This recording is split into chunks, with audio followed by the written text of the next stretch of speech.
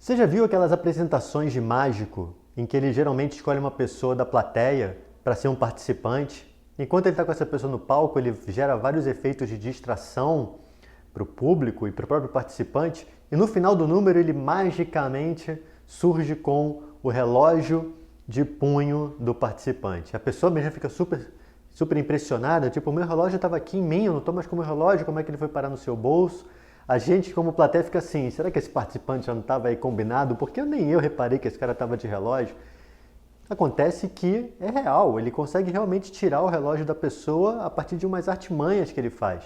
Então, primeiro, para a gente como plateia, a gente está observando, ele cria vários efeitos ali no palco para distrair a nossa atenção e que a gente não fique olhando para o punho do participante para saber se ele vai tirar o relógio. E segundo, para o participante não perceber, ele também gera outros efeitos distratores, como por exemplo, com a outra mão, onde não está o relógio, né? Ele pede, segura o negócio aqui bem firme, não deixa eu puxar, você tem que apertar junto comigo para o negócio funcionar, para o número dar certo. E aí o participante não só está com a atenção na mão em que não está o relógio, como também está fazendo muita força. E aí o mágico, com toda a habilidade que ele tem, vai lá e sutilmente consegue destacar o relógio do punho da pessoa e no final ele aparece com o relógio, do bolso do participante, ou do bolso dele, da cartola, seja lá de onde for. Onde eu quero chegar com isso? Por que eu estou falando de mágica? A gente está sempre lidando com distrações. Acontece a mesma coisa com a gente quando a gente sente dor. Por exemplo, se você já tomou uma bolada, e não importa se é uma bolada de futebol, se é de vôlei, se é de handball, não importa. Se em um momento da sua vida você já tomou uma bolada ou até uma chinelada. Qual é a vontade que a gente tem na hora da pancada? Esfrega. Você esfrega em cima e isso é natural. Ninguém ensinou a gente a esfregar. A gente simplesmente faz. Porque ao esfregar, a gente provoca uma enganação interna para o nosso cérebro. A gente muda a percepção local. E isso alivia a dor. Vamos falar de pomada.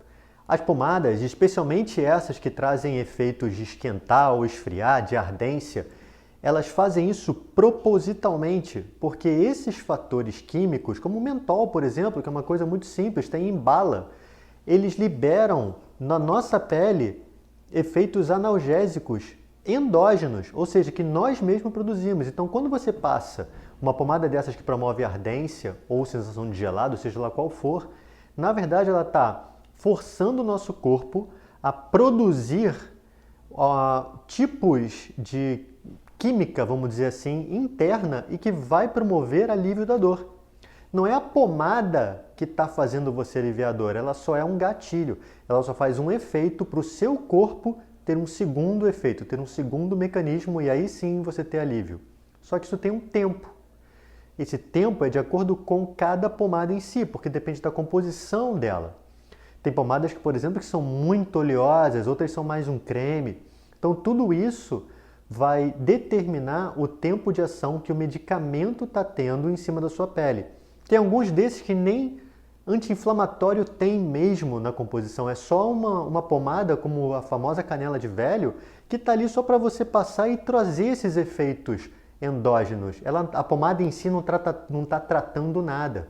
Então, muitas vezes a pessoa tem um quadro de artrose que é crônico e que a gente sabe que a pomada não vai nem penetrar na articulação, mas o fato de estar trazendo essas sensações direto na pele da pessoa vão ajudar ela a ter o controle de dor. E esse controle de dor funciona para várias questões. Pode ser dor na coluna, pode ser dor no joelho, pode ser uma dor tendínea, muscular, articular, não importa. Eles vão funcionar, mas por uma janela de tempo.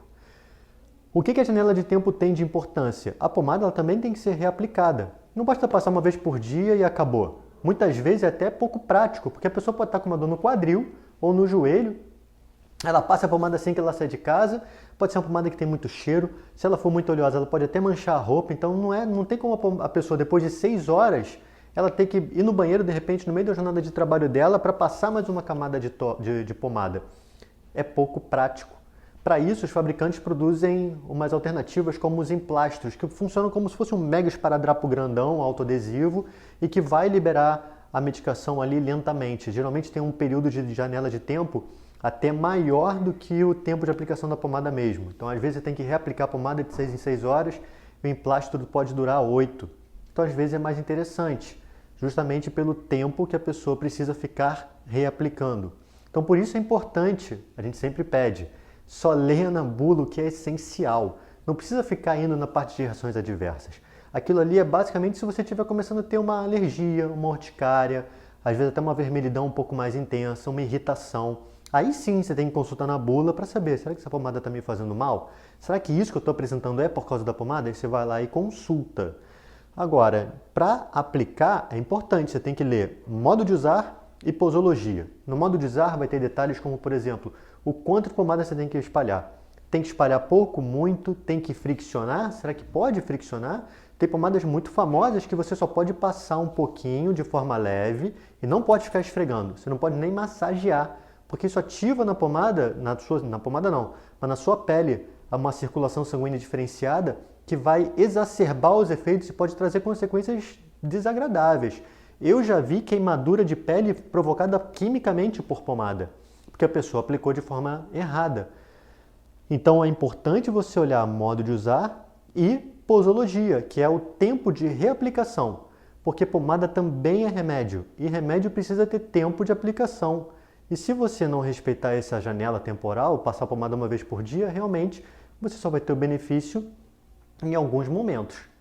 Para isso, leia a bula com cautela, dando atenção só para as partes de interesse. Vamos em frente e até a próxima!